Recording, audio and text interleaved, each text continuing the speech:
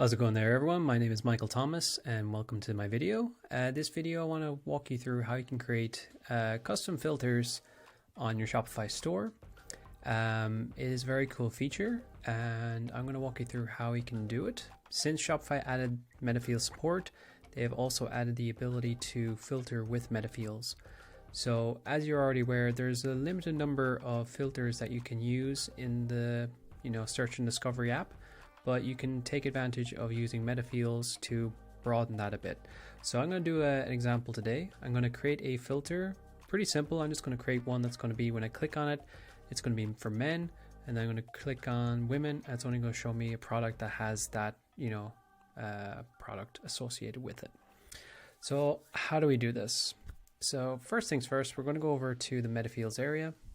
To navigate to metafields, you want to go to settings and custom data.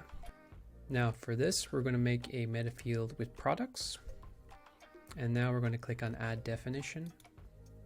I'm going to call it gender.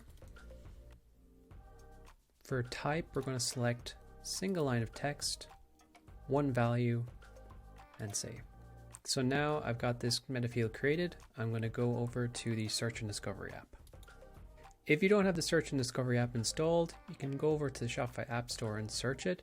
Most stores should have it installed, but if you deleted it by any chance, you can go and download from the Shopify theme store. So we're inside the search and discovery app. We're going to click on filters. Here we can see I've got the availability and price. I'm going to click on edit filters.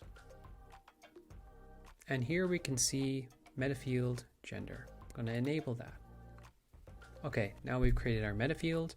We've set it to show on the collection page, but we haven't assigned any of the important information to any products. So now we're going to go over to products and set a metafield for them.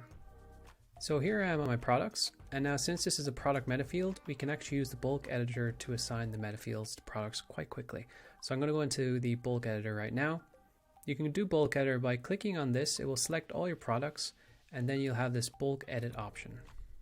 Now from here, you're going to see a long list of 50 products on this page, and you can see a couple of options here. I'm going to remove all the options I don't need, and I'm just going to leave the metafield one. To do that, I go to columns and I uncheck all the options I don't want.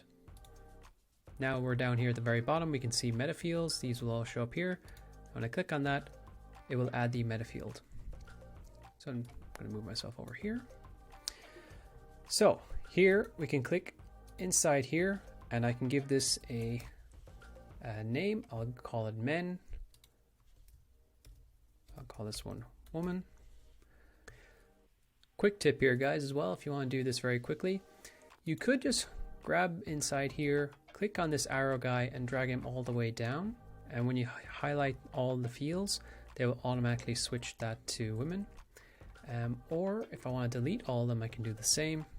So if I delete stuff, another option is here, I can click inside here, scroll all the way down, hold the shift key if I want it to go as far as here. And now if I type in, it will start typing it into all of them. And for the last one down here, we're just going to put in men. So I've created my metafield. I have set it up on the collection page to show. And now I've gone and I've added the specific rules to the products. So now if I go over to my collection page right now, we should be able to see the filter.